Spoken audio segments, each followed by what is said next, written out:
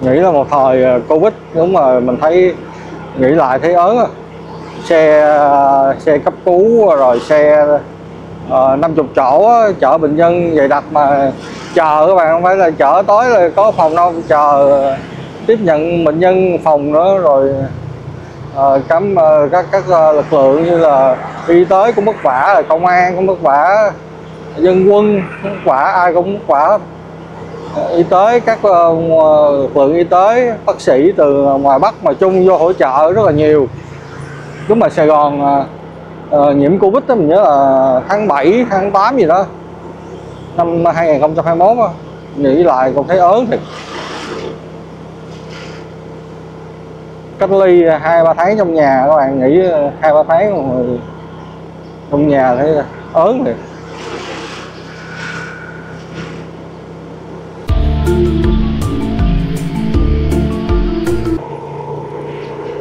Xin chào cô chú anh chị và các bạn đến với kênh Sài Gòn đẹp lắm.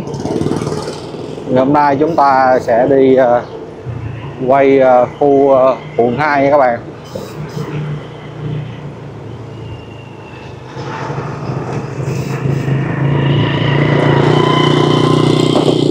Ở đây là khu vực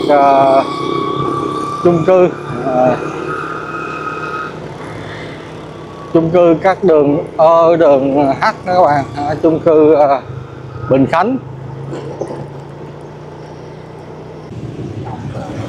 Thì trước khi đi khám phá khu Bình Khánh thì chúng ta hãy điểm qua một tin nổi bật trên báo ngày hôm nay, đó là cảnh báo các chiêu trò lừa đảo người dân trên báo đăng. Cảnh báo lừa đảo trên mạng xã hội và đầu tư chứng khoán. Cảnh giác với chiêu trò lừa đảo số lô, số đề. Lợi dụng mạng xã hội, các đối tượng lừa đảo đã giả danh nhân viên, lãnh đạo công ty xổ số để cung cấp số lô, số đề chính xác 100%, từ đó chiếm đoạt hàng tỷ đồng của người dân. Các đối tượng này đã lập nhiều tài khoản Facebook giả danh như Nguyễn Văn A, Lê Thị B, Trần Văn C, Hoàng Thị D để đăng tải bài viết giả mạo nhân viên công ty xổ số Kiến Thiết miền Bắc, khẳng định có thể biết trước và can thiệp kết quả xổ số. Chiều 14 tháng 6, Công an huyện Yên Định, tỉnh Thanh Hóa đã bắt giữ nhóm lừa đảo này gồm các đối tượng Phạm Quốc Khánh 22 tuổi, Võ Văn Diệp 31 tuổi, Võ Văn Tân 31 tuổi. Họ đều trú tại phường Hương Văn, thị xã Hương Trà, tỉnh Thừa Thiên Huế. Tại cơ quan công an, các đối tượng khai nhận đã lừa đảo chiếm đoạt tài sản thông qua việc cung cấp số lô, số đề để tiêu xài cá nhân.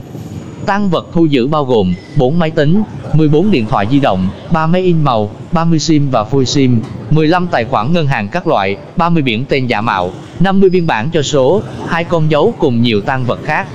Các đối tượng này đã lừa đảo hàng trăm người trên cả nước, thu lợi bất chính ban đầu ước tính trên 5 tỷ đồng. Cục An toàn Thông tin khuyến cáo người dân cần cảnh giác với các dịch vụ trôi nổi trên mạng xã hội.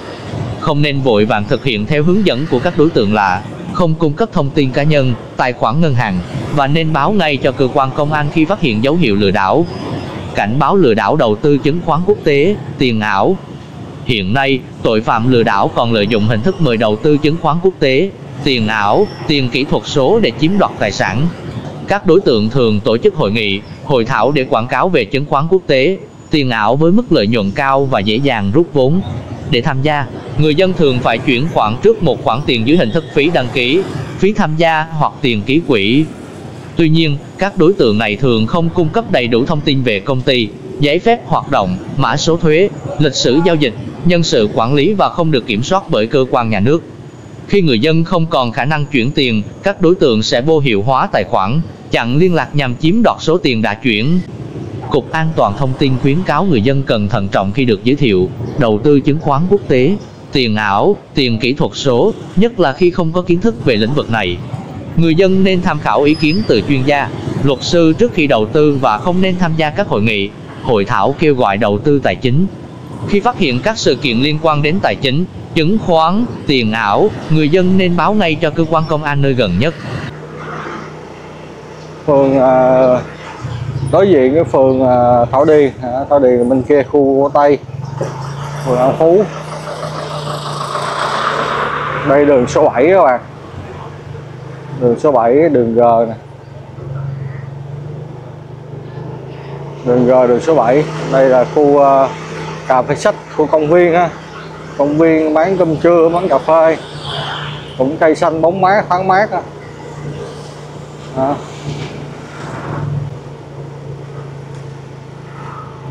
Đây khu lô nhà phố nè, đường số 7 là lô chung cư nhà phố.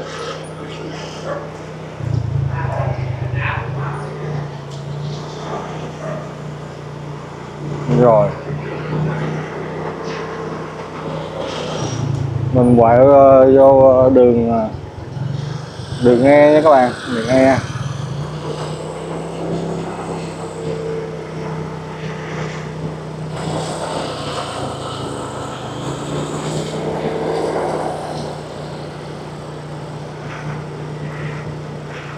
Đây là phải vô đường số 2. Đó, là trước chung cư cũng có dãy công viên. Đó, lô C, lô D. Rồi mình rồi trái nha, rồi trái vô đường C.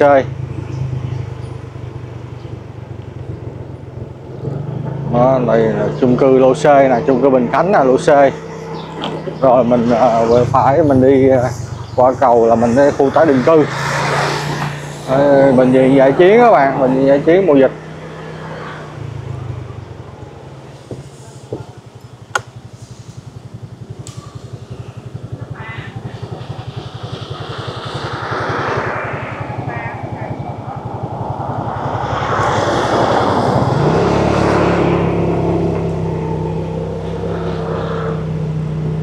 Đây một cây xanh bóng mát đó. Người dân gác giọng ngủ nghỉ ngơi.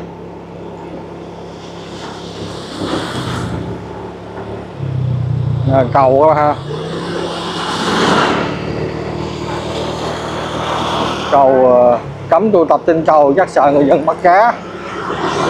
Ở đây cầu trên kênh mất qua. Đó, khu bệnh viện Dã Chiến ngày xưa. Dịch năm 2021 bạn, 3 năm đã qua rồi. Mà mình nhớ khiếp qua tiếng xe cứu thương chạy suốt ngày luôn. Đó, ầm trời luôn các bạn. Mình về đây mình viếng thăm vài khu nhà trong đây. Đó, mùa dịch bệnh viện Dã Chiến, xe chạy cấp cứu chạy này, xếp hàng này, các bạn thấy cái hình chụp á, gửi đồ cho người thân đó mà bị cách ly 30 ngày á, có dấu hiệu Covid và cách ly 30 ngày thì người thân xếp hàng đầy ở đây, mà mỗi người cách nhau 1 mét á, đứng ô đây nè. Nhìn nhớ lại một thời đã qua trên toàn thế giới luôn chứ không phải là mình Việt Nam mình các bạn ha. Covid một trên toàn thế giới luôn đó. Bệnh viện Dã Chiến thì khu bệnh viện Dã Chiến này mình đi thẳng ra đường Lương Định Của nè, mình tới đường mình quay lại, mình quay cho mọi người xem.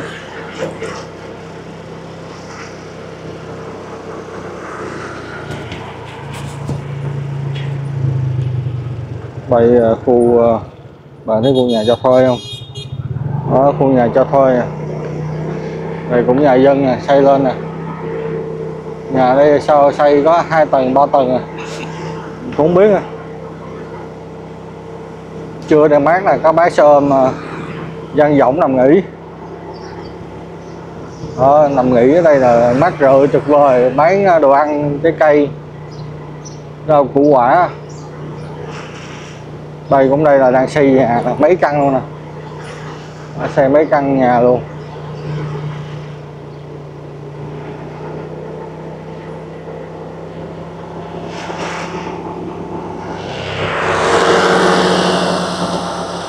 Đây là mấy căn nhà. Phía trước là trường học, đây là trường học. Đây là bùng binh này các bạn, nhớ là xưa có ca nhạc ở đây nè. Lúc mà bệnh nhân cách ly trên chung cư á, ở dưới sân khấu ca nhạc, ca sĩ đứng hát dưới đây rồi cho các bệnh nhân đứng chung cư nhìn xuống á. Một thời đã qua khiếp thiệt các bạn. Đó, ca sĩ đứng ở đây, nhớ là xưa ở đây một thời. Ở khu bệnh viện dã chiến, ở khu tái định cư.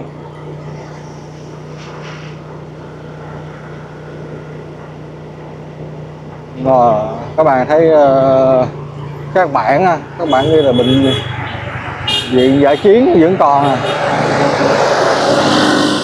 Các bạn ghi là bệnh viện dã chiến Thu Dung điều trị Covid số 8 nè.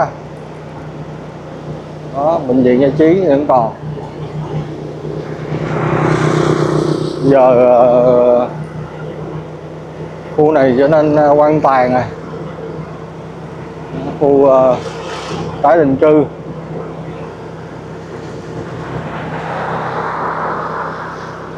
Đây chắc cũng cả chục ngàn căn hộ đó các bạn.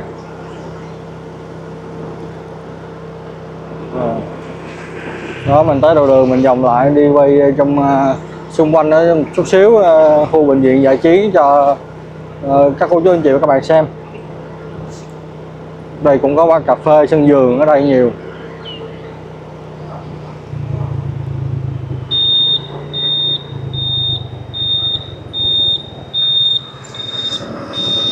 Đây là đình Bình Khánh á, đình Bình Khánh. Rồi, Celano, cà phê cho thuê nhà nguyên căn luôn. Ở đây kinh doanh buôn bán không khó khăn nè, cả nhà ra bằng nhiều lắm.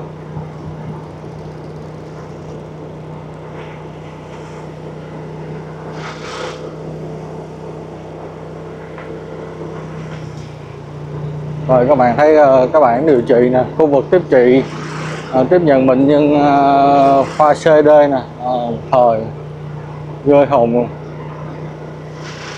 Rồi Covid nha các bạn. Đó, khu vực hồi sức cấp cứu bản còn có các bản treo nữa. Giờ hiện tại thì ở chung cư thì như có nhân viên bảo vệ các bạn, nhưng mà đúng là chi phí mà để nhân viên bảo vệ ví dụ như lương cũng 7-8 triệu một tháng, nhân lên rất là nhiều, năm rất là nhiều, mà khu này chắc cũng nhiều nhân viên bảo vệ, chi phí rất nhiều á.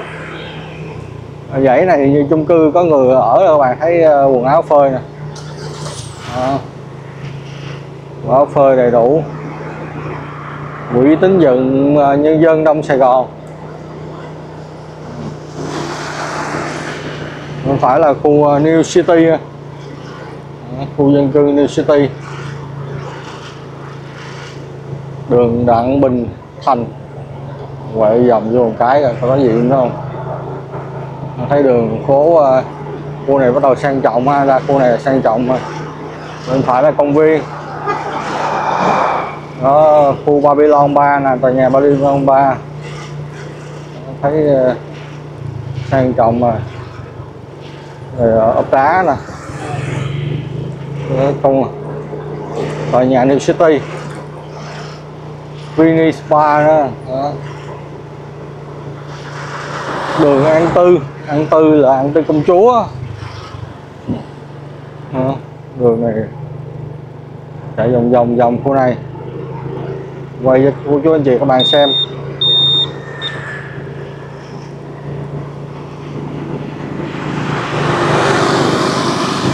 Rồi trái vô đây à.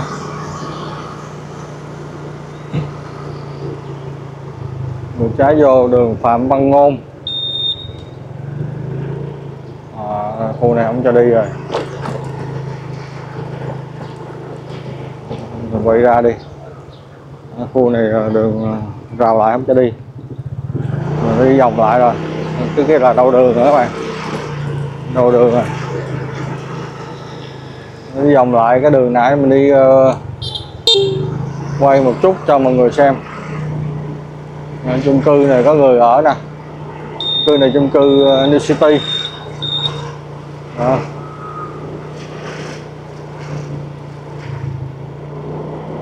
Rồi rồi phía trước cũng chung cư hồi nãy á, đang bỏ trống đó các bạn, cái lốc chung cư cả chục ngàn căn hộ, mình nghĩ khiếp thiệt chứ. Mà nhờ đó cũng mùa dịch Covid đó, cũng có là nơi là cách ly cho các bệnh nhân Covid nè. Đây tất nhiên bệnh nhân Covid thì cũng không có người không qua khỏi. bây giờ bỏ vậy thì cũng hơi uổng. Đây là cánh đồng rất đẹp quá ha. Cánh đồng, cái cây gì mà lên hoa mà vàng vàng đẹp quá đẹp luôn. Chụp ảnh cưới là được nè, trên kênh chụp ảnh cưới. Cây lúa lên hoa vàng rất là đẹp, vàng nhạt á, vàng nhạt rất là đẹp, màu xanh với màu vàng lên ảnh rất là đẹp. Chúng ta tiếp tục đi tới đầu đường. Đây cũng có mặt đất, có cái cổng sắt bảo quan, chắc cũng có chủ hết rồi, có chủ nhưng mà chưa xây, người ta mua đầu tư hoặc là chưa xây thôi, mua đầu tư. Mua bất động sản bây giờ cũng lên giá các bạn, để chừng chục năm là lên giá dù 10 tỷ lên 30-40 tỷ.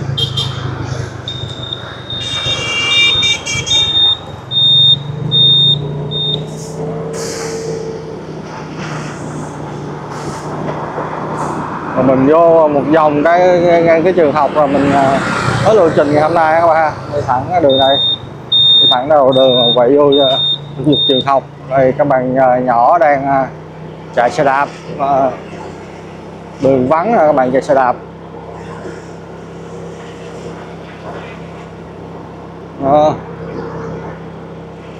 Khu tái định cư. Nghĩ là một thời Covid, đúng rồi, mình thấy nghĩ lại thấy ớn. Xe cấp cứu rồi xe 50 chỗ chở bệnh nhân dày đặc mà chờ các bạn, không phải là chở tối là có phòng đâu, chờ tiếp nhận bệnh nhân phòng nữa. Rồi các lực lượng như là y tế cũng vất vả, công an cũng vất vả, dân quân cũng vất vả, ai cũng vất vả. Y tế, các lực lượng y tế, bác sĩ từ ngoài Bắc mà Trung vô hỗ trợ rất là nhiều. Lúc mà Sài Gòn nhiễm Covid đó, mình nhớ là tháng 7, tháng 8 gì đó năm 2021 đó. Nghĩ lại còn thấy ớn thiệt. Cách ly 2-3 tháng trong nhà, các bạn nghĩ 2-3 tháng trong nhà thấy ớn thiệt.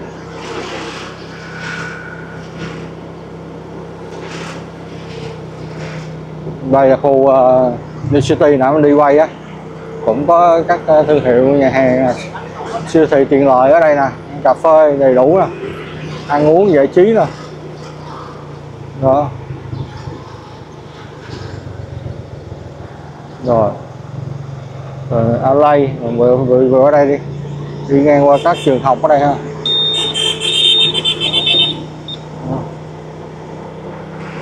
Đây có các trường học ở khu này đã vào hoạt động ha, thấy có gắn máy lạnh này. Đây các trường học. Trường học này đang nghỉ hè các bạn, cái thường cũng có đông học sinh lắm.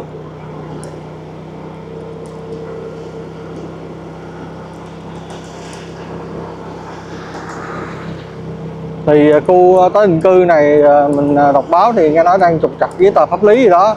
Thì mình nghĩ là khi mà giải quyết xong thì dân cư ở đây cũng đông lên nè. Mấy cái bãi đất trống ở đây cũng xây dự án lên nè. Giải quyết xong pháp lý.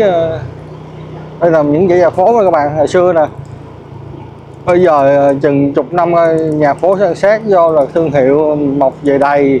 Các bạn chục năm sau coi lại clip so sánh này sẽ thấy khác biệt rồi ha. Dân cư mọc đầy lên là bắt đầu thấy nhộn nhịp lên hẳn rồi. Đó. Cầu Ông Tranh 2 mình đi thẳng qua đây thì có gì trên đó không à? Khi mà dân cư đầy nhộn nhịp lên thì dân cư nó khác hẳn. Rồi ở đây khu vực chợ Bình Khánh nè, cũng cũ, cái chợ cũ.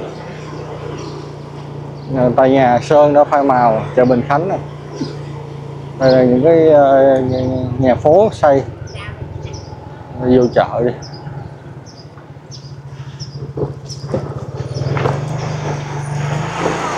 Đây là chợ Bình Khánh. Đó, chợ Bình Khánh các bạn. chợ nho nhỏ ở này phục vụ cho dân cư ở đây.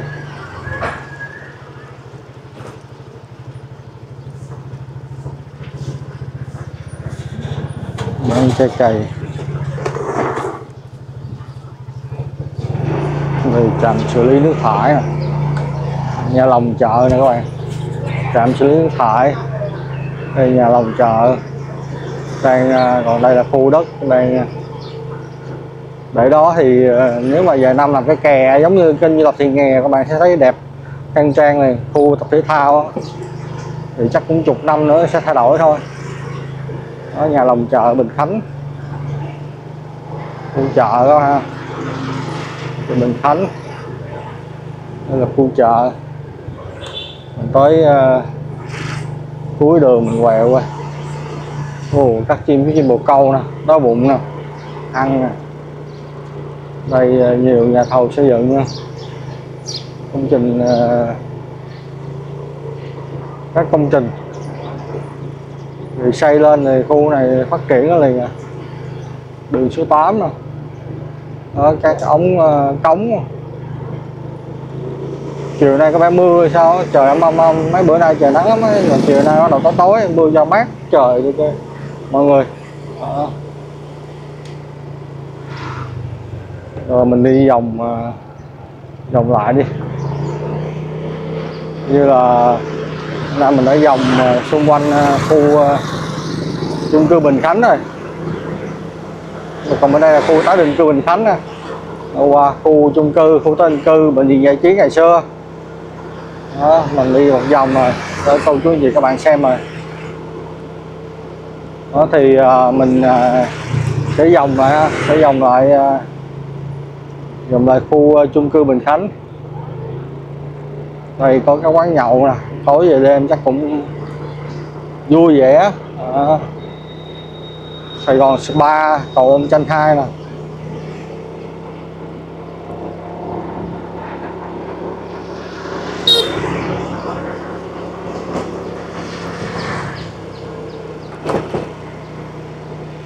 Đó, chung cư. Bên đây là chùa Huy Nghiêm. Chùa Huy Nghiêm.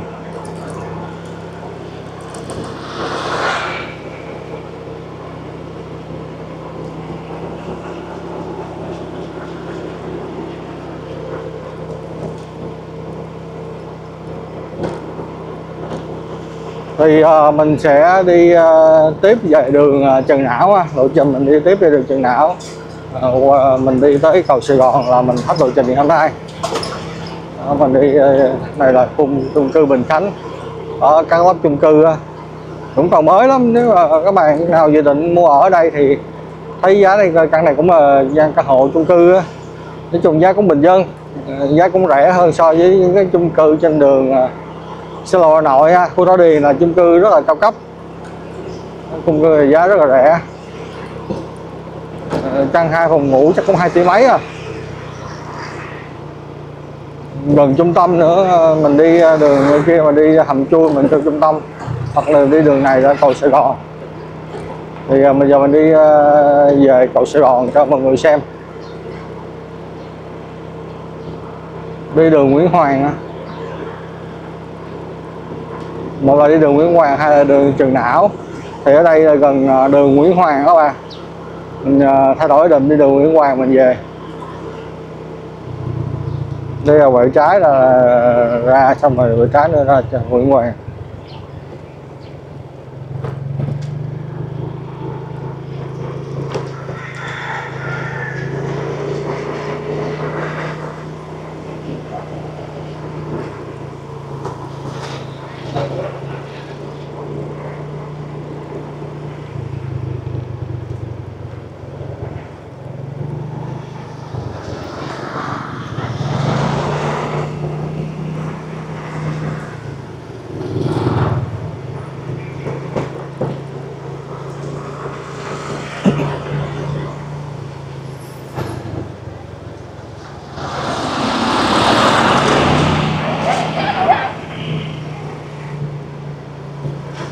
Rồi mình ra đường Lương Định Cũ rồi các bạn, ngược phải nha.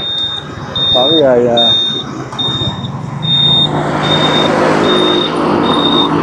cầu Sài Gòn là mình hết lộ trình hôm nay.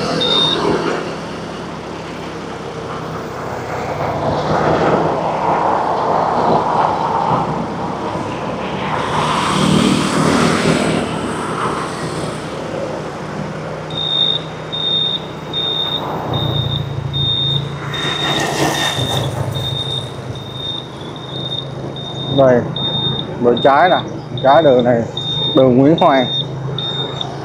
Và thấy cái khu chung cư Bình Khánh nó gần trung tâm ha.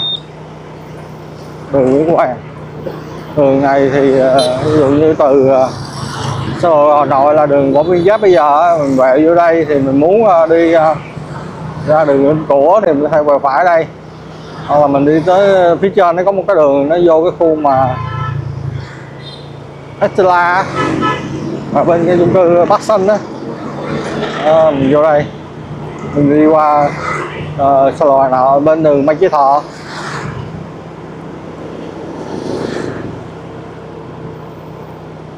Đây là đường Nguyễn Hoàng nha các bạn. Đường này thì ổ gà ổ voi rất là nhiều. Nghĩ tương lai dự án xe bên phải xong thì sẽ làm về đường này.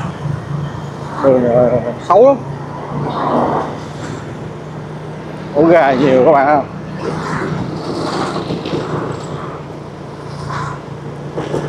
Bên trái chúng ta sắp tới có cái chung cư cũng cũ khu vực này.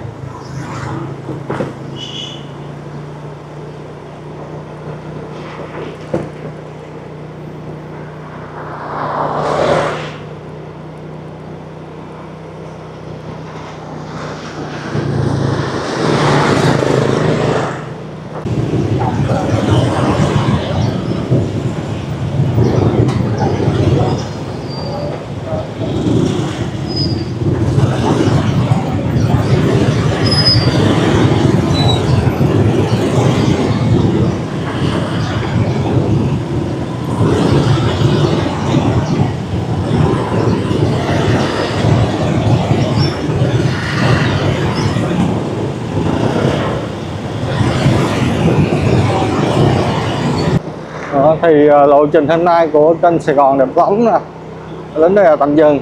Cảm ơn các cô chú anh chị và các bạn đã theo dõi. Các cô chú anh chị và các bạn nhớ đăng ký, nhớ chia sẻ để ủng hộ kênh Sài Gòn Đẹp Lắm các bạn. Thì mình xin chào tạm biệt và các bạn hãy đón clip sau.